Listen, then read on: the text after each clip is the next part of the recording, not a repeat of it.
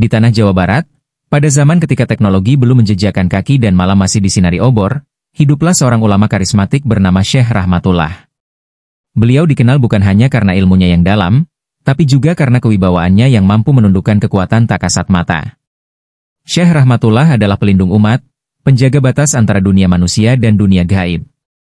Banyak yang percaya bahwa kekuatan spiritualnya berasal dari riadah panjang dan silsilah keilmuan yang bersambung hingga para wali besar. Setiap hari, pondoknya dipenuhi oleh para santri dari berbagai penjuru. Mereka belajar bukan hanya ilmu syariat, tetapi juga bagaimana menjaga hati dan menundukkan hawa nafsu. Namun, Syekh Rahmatullah juga dikenal sebagai penakluk gangguan gaib yang sering menghantui desa-desa sekitar. Jika ada tempat yang dihuni jin jahat atau terjadi kesurupan massal, nama beliau yang pertama kali dipanggil. Dan tak pernah sekalipun beliau menolak membantu. Suatu malam, suasana pondok mendadak mencekam. Seorang pemuda berlari tergopoh-gopoh, wajahnya pucat pasi dan tubuhnya gemetar. Nafasnya tersengal ketika ia jatuh berlutut di hadapan Syekh Rahmatullah. Dengan suara yang nyaris tercekat, ia memohon, "Abah, tolong kami." Di pantai Bayangan, banyak orang hilang, mereka ditelan ombak yang tertawa. Kalimat itu membuat seluruh santri saling berpandangan. Tawa ombak? Syekh Rahmatullah terdiam sejenak, matanya menatap jauh keluar jendela pondok. Ia tahu, tempat itu, pantai Bayangan, bukanlah pantai biasa. Konon, pantai itu dijaga oleh sosok perempuan gaib yang dikenal sebagai Dewi Laut Timur. Selama ini beliau menghindari konflik dengannya, tahu betul kekuatan magis sang Ratu Lautan tidak sembarangan. Namun, jika rakyat sudah mulai menjadi korban, sebagai wali, ia tak bisa lagi berdiam diri. Setelah menunaikan sholat malam dan memperbanyak wirid, Syekh Rahmatullah memilih 5 santri terkuat untuk menemaninya. Mereka bersiap, membawa tongkat kayu bertuah, air doa, dan keberanian dalam dada. Malam itu langit tampak lebih gelap dari biasanya, dan ombak di pantai Bayangan menggulung liar seolah menyambut tantangan dari seorang tamu yang bukan sembarang manusia. Perjalanan itu, tanpa mereka sadari, akan menjadi catatan sejarah gaib yang tak terlupakan. Setibanya di pantai Bayangan, angin berdesir seperti bisikan makhluk tak kasat mata. Suasana begitu sunyi, seolah waktu sendiri enggan berjalan.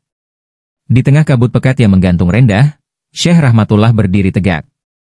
Tiba-tiba, dari balik gelombang, terdengar tawa lembut, namun dingin menusuk tulang. Tawa itu bukan milik manusia. 5 santri merapatkan barisan, sementara sang syekh menancapkan tongkatnya ke pasir, membaca ayat-ayat suci dengan suara mantap. Laut menggila. Dari pusaran ombak yang terbuka perlahan, muncul sesosok perempuan bermahkota, mengenakan jubah dari buih laut, dan matanya bersinar hijau kebiruan. Dialah Dewi Lanjar, mengapa kau ganggu wilayahku, wahai manusia bertongkat? Suaranya bergema, terdengar dari segala arah. Syekh Rahmatullah menjawab tenang, aku tak datang membawa perang, tapi umatmu telah menculik manusia kami. Keadilan harus ditegakkan. Suasana menegang, udara seolah berhenti berputar. Dewi Lanjar memicingkan mata. Tiba-tiba, puluhan bayangan makhluk gaib muncul dari ombak, tinggi, bersisik, bermata merah. Mereka mengepung, siap menyerang. Para santri mulai membaca hizib pelindung, tubuh mereka bercahaya lembut. Syekh Rahmatullah mengangkat tongkatnya tinggi, lalu menghentakkannya ke bumi. Sebuah cahaya putih menyembur dari ujung tongkat, membelah kegelapan. Makhluk-makhluk laut itu meraung dan terpental, sebagian terbakar oleh cahaya suci. Dewi Lanjar mundur selangkah, matanya kini berubah sendu. Kau benar, aku telah melanggar batas, katanya lirih. Tapi laut tak lagi seimbang, ada kekuatan lain yang memaksaku melakukannya. Syekh Rahmatullah menatapnya tajam. Siapa? Tanya beliau. Sang Dewi menunjuk ke arah timur, Gunung Karang tempat itu telah terguncang. Penjaganya terusik, dan sekarang mereka ingin memperluas wilayah kelautan. Rahasia lebih dalam mulai terbuka, dan misi Syekh Rahmatullah belum selesai. Syekh Rahmatullah menurunkan tongkatnya perlahan, lalu bersujud di atas pasir basah. Ia membaca doa dengan khusyuk, memohon petunjuk dari Ilahi. Setelah itu, ia berdiri dan menatap ke arah Gunung Karang, yang meski jauh, kini tampak berkabut hitam. Kita harus ke sana, katanya. Para santri menatap gurunya dengan penuh keyakinan, meski dalam hati mereka tahu, yang menanti di Gunung Karang bukan sekadar makhluk, tapi kekuatan purba yang bisa menggoyahkan iman. Perjalanan menuju Gunung Karang dimulai saat fajar belum menyingsing. Langit timur masih gelap, hanya ditemani bintang-bintang yang tampak lesu. Syekh Rahmatullah dan para santrinya menelusuri hutan lebat yang perlahan berubah menjadi belantara angker. Pepohonan berbisik, seolah memperingatkan. Dari kejauhan, Gunung Karang menjulang, diselimuti kabut hitam pekat seperti jubah duka. Setiap langkah terasa berat, bukan hanya karena medan, tetapi juga karena energi aneh yang seakan menyusup ke dalam dada. Di tengah perjalanan, mereka bertemu seorang lelaki tua berpakaian compang-camping, berdiri di tengah jalan dengan mata putih tak berpupil. "Berbaliklah. Gunung itu sudah bukan milik manusia," katanya dengan suara parau, lalu tubuhnya lenyap di telan tanah.